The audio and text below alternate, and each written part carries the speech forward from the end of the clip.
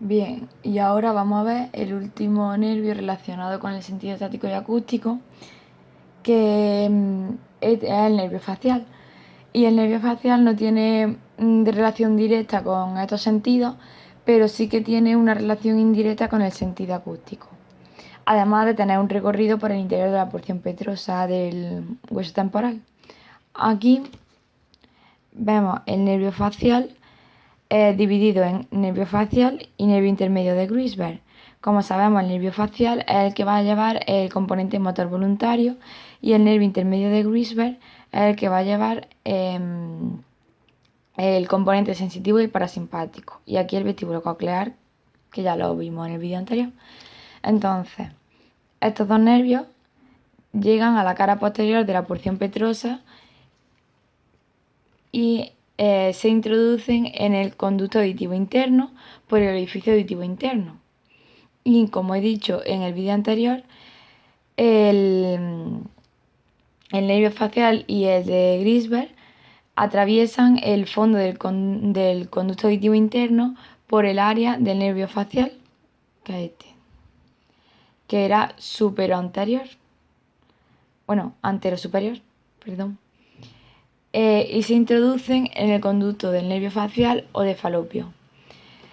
Entonces, en el interior de este conducto se unen llegando al ganglio geniculado y han tenido que hacer un recorrido bastante horizontal en sentido anterolateral, de aquí a aquí, un recorrido así horizontal.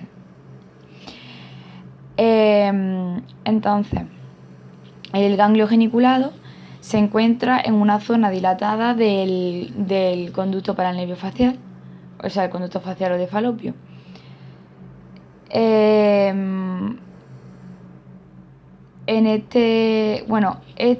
Esta porción dilatada se llama rodilla del conducto facial y en ella el nervio facial va a cambiar bruscamente de dirección, yendo ahora en un sentido posterolateral, y a este cambio de dirección de horizontal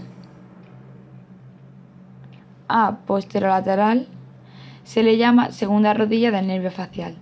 Por tanto, la segunda rodilla del nervio facial se encuentra en la rodilla del conducto facial o de falopio.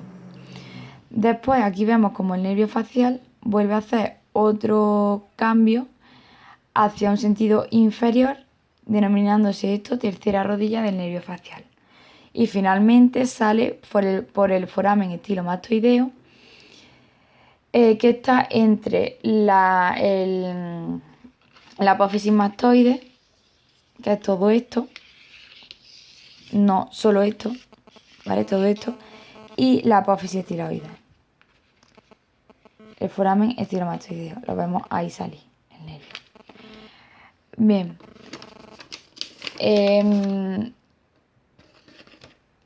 Entonces recordamos que el conducto facial o de falopio empieza en el área del nervio facial y termina en el foramen estilomastoideo.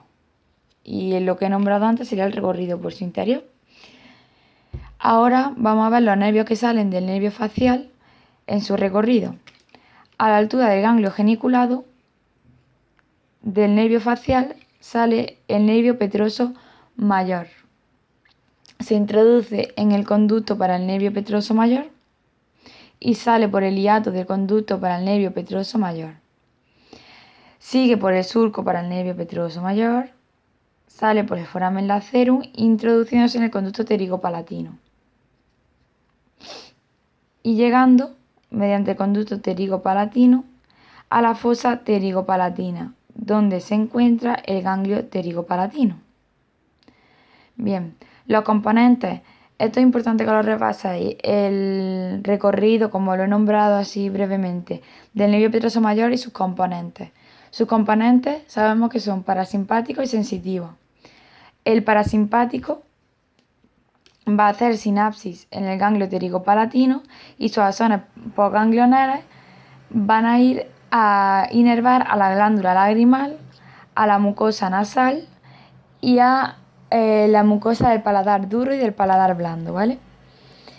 En cambio, el componente sensitivo va a recibir la sensibilidad gustativa de los 2/3, la sensibilidad gustativa del paladar a través de los nervios palatinos, y a través de los nervios palatinos van a llegar al ganglio pterigo palatino, donde no hacen sinapsis, hacen el recorrido inverso, llegando al ganglio geniculado, donde ya sí hacen sinapsis.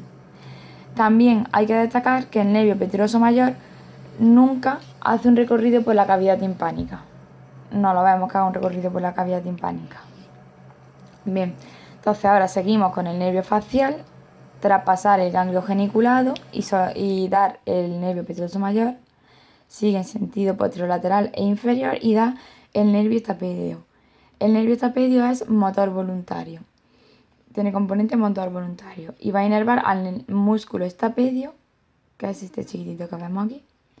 Seguimos en un sentido inferior y por último vemos el nervio cuerda del tímpano. Este nervio cede la cavidad timpánica y lo vemos otra vez. A ver. Antes lo veíamos aquí. Sale de aquí, lo vemos aquí y lo volvemos a ver aquí. Hace una curvatura en sentido inferior. Y sale por la fisura petrotimpánica o de Glaser con L, que está aquí. Lo vemos salir al nervio, ¿lo veis? Entonces esta sería la fisura petrotimpánica o de Glaser. Este nervio cuerda del tímpano tenía un componente parasimpático y un componente sensitivo. El componente parasimpático del nervio cuerda del tímpano se va a unir al nervio facial y va a llegar hasta el ganglio submandibular, y de aquí ya salen las zonas postganglionares para inervar a la glándula sublingual y submandibular, como vimos en anatomía 2. Vuelvo a decir que os lo repaséis. Y el componente sensitivo recoge la sensibilidad de los 2/3 anteriores de la lengua y hace un recorrido inverso, es decir, del nervio lingual pasa al nervio cuerda del tímpano y también llega al ganglio geniculado, donde estarán los somas. Y es importante saber que es a partir del ganglio geniculado cuando el nervio facial ya tiene los 3 componentes: sensitivo, motor voluntario y parasimpático. A partir del ganglio, para allá. Porque aquí ya hemos dicho que estaban divididos. Ahora vemos una arteria, que es la arteria timpánica, si mal no recuerdo. No, perdón, la arteria laberíntica o arteria auditiva interna, que es esta, que es satélite al nervio vestíbulo coclear y al nervio facial y de Grisberg, que puede ser rama o bien de la arteria basilar o bien de la arteria cerebrosa anteroinferior.